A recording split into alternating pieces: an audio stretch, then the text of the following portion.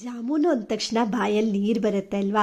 ಜಾಮೂನು ಯಾರಿಗೆ ತಾನೇ ಇಷ್ಟ ಇಲ್ಲ, ಮಕ್ಕಳಿಂದ ಹಿಡಿದು ದೊಡ್ಡವ್ರವ್ರಿಗೆ ಪ್ರತಿಯೊಬ್ಬರು ಜಾಮೂನನ್ನು ಇಷ್ಟಪಡ್ತಾರೆ. ಎಲ್ರಿಗೂ ಫೇವ್ರೆಟ್ ಸ್ವೀಟ್ ಅಂದರೆ ಜಾಮೂನು. ಅದರಲ್ಲೇ ಈ ಜಾಮೂನನ್ನು ಮಾಡುವಾಗ ಕೆಲವೊಂದು ಸರಿ ಏನಾಗುತ್ತೆ, ಕ್ರ್ಯಾಕ್ ಬರುತ್ತೆ ಅಥವಾ ಗಟ್ಟಿ ಆಗಿಬಿಡುತ್ತೆ. ಸೊ ಏನಾದರೂ ಒಂದು ಪ್ರಾಬ್ಲಮ್ ಆಗಿಬಿಡುತ್ತೆ.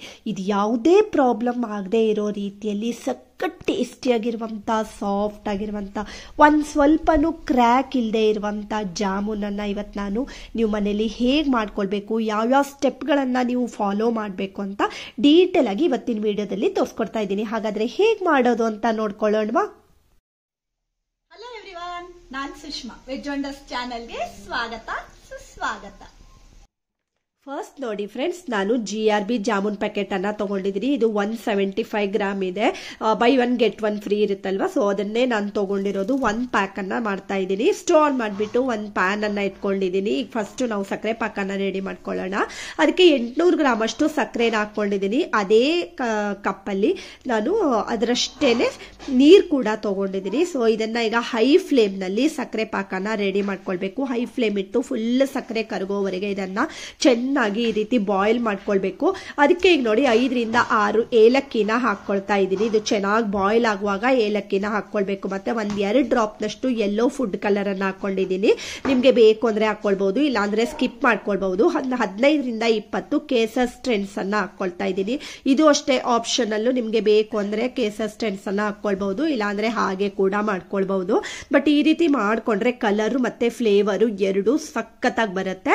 ಈ ರೀತಿ ನೋಡಿ ಚೆನ್ನಾಗಿ ಇದು ಬಾಯ್ಲ್ ಆದ್ಮೇಲೆ ನೀವು 1 ಸ್ಟ್ರಿಂಗ್ ಪಾಕ ಅಂತ ಹೇಳ್ತೀವಿ ಅಲ್ವಾ, ಒಂದೆಳೆ ಪಾಕ ಬಂದ್ರೆ ಸಾಕಾಗತ್ತೆ. ಇದು ಚೆನ್ನಾಗಿ ಬಾಯ್ಲ್ ಆಗಿ ಸಕ್ಕರೆ ಎಲ್ಲ ಕರಗಿ ಇದು ಒಳ್ಳೆ ಫ್ಲೇವರ್ ಬರ್ತಾ ಇದೆ ಹೇಳುವಾಗ ಇದನ್ನ ಸ್ಟವ್ ಮಾಡ್ಕೊಂಡು ಪಕ್ಕಕ್ಕಿಟ್ಕೊಳ್ಳಿ. ಈಗ ನೋಡಿ, ನೀವು ಸ್ಟೆಪ್ 1 ಸಕ್ಕರೆ ಪಾಕ ಮಾಡ್ಕೊಳ್ಳೋದು ಹೇಗೆ ಅಂತ ನೋಡ್ಕೊಂಡಿದ್ದೀರಾ. ಮತ್ತೆ ಈಗಾಗಲೇ ನಾನು ಕಾಲಾ ಜಾಮೂನ್ ಕೂಡ ಒಳಗಡೆ ಬೇರೆ ರೀತಿ ಫಿಲ್ಲಿಂಗ್ ಮಾಡಿ ಹೇಗೆ ಮಾಡಬೇಕು ಅಂತ ತೋರಿಸ್ಕೊಟ್ಟಿದ್ದೀನಿ. ನೀವೇನಾದ್ರೂ ಫಸ್ಟ್ ಟೈಮ್ ನನ್ನ ಚಾನಲ್ನ ನೋಡ್ತಾ ಇದ್ರೆ ಸಬ್ಸ್ಕ್ರೈಬ್ ಮಾಡ್ಕೊಳ್ಳಿ. ಮತ್ತೆ ನೋಡಿ, ಈಗ ನಾನು 1 ಪ್ಯಾಕೆಟ್ ಅನ್ನ ಒಡೆದ್ಬಿಟ್ಟು 1 ಪ್ಲೇಟ್ಗೆ ಈ ಹಿಟ್ಟನ್ನ ಹಾಕೊಳ್ತಾ ಇದ್ದೀನಿ. ಮತ್ತೆ ನೀವು ಇದನ್ನ ಜರಡಿ ಮಾಡಿ ಕೂಡ ಉಪಯೋಗಿಸ್ಕೊಳ್ಬಹುದು. ಜಾಮೂನ್ ಟೆಕ್ಸ್ಚರ್ ತುಂಬಾ ಚೆನ್ನಾಗಿ ಬರುತ್ತೆ. ಇದು ಸ್ಟೆಪ್ 2 ನಿಮ್ಗೆ ಈಗ ತೋರಿಸ್ಕೊಡ್ತಾ ಇದ್ದೀನಿ. ಮತ್ತೆ ಒಂದ್ಸರಿ ಚೆನ್ನಾಗಿ ಈ ರೀತಿ ಹಿಟ್ಟನ್ನೆಲ್ಲ ಮಿಕ್ಸ್ ಮಾಡ್ಕೊಳ್ಳಿ. ಆಮೇಲೆ ಕಾಯಿಸಿ ಆರಿಸಿರುವಂತ ನಾರ್ಮಲ್ ಹಾಲನ್ನ, ಅಂದ್ರೆ ಬೆಚ್ಚಗೂ ಬೇಡ ಫುಲ್ ತಣ್ಣನೂ ಬೇಡ, ನಾರ್ಮಲ್ ಹಾಲನ್ನ ಹಾಕೊಳ್ತಾ ಕಲ್ಸ್ಕೊಳ್ತಾ ಇದ್ದೀನಿ. ನಿಮ್ಗೆ ಹಾಲ್ ಬೇಡ ಅಂದ್ರೆ ಸ್ಕಿಪ್ ಮಾಡಿ ನೀವು ನೀರಲ್ಲೇ ಕೂಡ ಕಲ್ಸ್ಕೊಳ್ಬಹುದು. ಮತ್ತೆ ನೋಡಿ, ಜಾಮೂನ್ ಹಿಟ್ಟನ್ನ ಈ ರೀತಿ ಫುಲ್ ಕಲ್ಸ್ಕೊಂಡಾದ್ಮೇಲೆ ಅದನ್ನ ಒಂದು ಬಟ್ಟೆ ಅಥವಾ ಒಂದು ಬೌಲ್ ಅನ್ನ ಮುಚ್ಚಿಟ್ಟು ಒಂದು 10 ರಿಂದ 15 ನಿಮಿಷ ಹಾಗೆ ಇಟ್ಕೊಳ್ಳಿ. ಈ ಸ್ಟೆಪ್ ಅನ್ನ ನೀವು ಫಾಲೋ ಮಾಡೋದ್ರಿಂದ ಜಾಮೂನು ಫುಲ್ ಸಾಫ್ಟ್ ಆಗಿ ಒಳಗಡೆವರೆಗೂ ಫುಲ್ ಮೆತ್ತಗಾಗಿ ಬರುತ್ತೆ. ಉಂಡೆ ಮಾಡ್ಕೊಳ್ಳುವಾಗ ಒಂದ್ ಸ್ವಲ್ಪ ಕೈಗೆ ತುಪ್ಪನ ಹಚ್ಕೊಂಡು ಉಂಡೆ ಮಾಡ್ಕೊಳ್ಬೇಕು. ಮತ್ತೆ ಈ ಯಾವುದೇ ಕಾರಣಕ್ಕೂ ನೀವು ಈ ರೀತಿ ಉಂಡೆ ಮಾಡ್ಕೊಳ್ಳುವಾಗ ಅದರಲ್ಲಿ ಕ್ರ್ಯಾಕ್ಸ್ ಇರಬಾರ್ದು.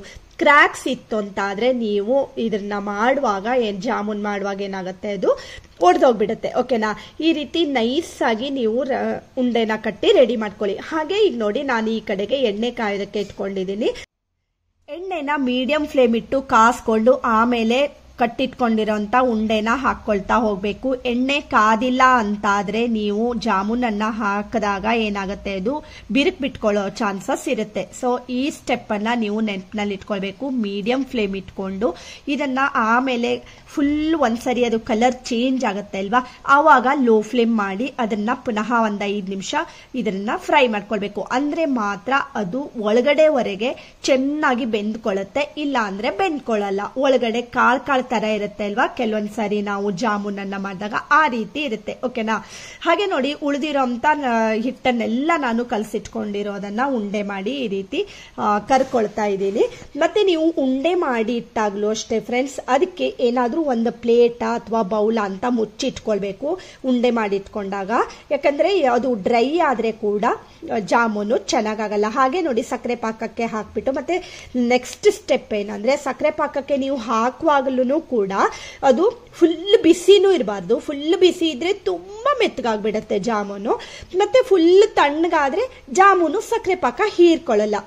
ಸೊ ಸಕ್ಕರೆ ಪಾಕ ಬೆಚ್ಚಗಿದ್ರೆ ಸಾಕಾಗತ್ತೆ. ಮತ್ತೆ ನೀವು ಹಾಕ್ತಾ ಇರುವಂತ ಕರ್ದಿಟ್ಕೊಂಡಿರೋ ಜಾಮೂನು ಬಿಸಿಯಾಗಿದ್ರೆ ಅದನ್ನ ಒಂದು ಅರ್ಧ ಗಂಟೆಯಿಂದ 1 ಗಂಟೆ ನೀವು ಸಕ್ಕರೆ ಪಾಕದಲ್ಲಿ ಮುಳುಗಿಸಿಟ್ಕೊಂಡ್ರೆ ಈ ರೀತಿ ಟೇಸ್ಟಿಯಾಗಿರುವಂತ ಸಾಫ್ಟ್ ಆಗಿರುವಂತ, ಒಳಗಡೆವರೆಗೂ ಫುಲ್ ಬೆಂದಿರುವಂತ ಬೆಸ್ಟ್ ಜಾಮೂನು ರೆಡಿ ಆಗುತ್ತೆ ಫ್ರೆಂಡ್ಸ್. ಸೊ ಫ್ರೆಂಡ್ಸ್, 5 ಸ್ಟೆಪ್ಗಳ ಜೊತೆಗೆ ಜಾಮೂನನ್ನ ಸಾಫ್ಟ್ ಆಗಿ, ಒಳಗಡೆ ಗಂಟಿಲ್ದೆ ಇರೋ ತರ ಮತ್ತೆ ಕ್ರ್ಯಾಕ್ ಇಲ್ದೆ ಇರೋ ತರ ಜಾಮೂನನ್ನ ಹೇಗ್ ಮಾಡ್ಬೇಕು ಅಂತ ತಿಳ್ಕೊಂಡ್ ಬಂದ್ರಿ ಅಲ್ವಾ.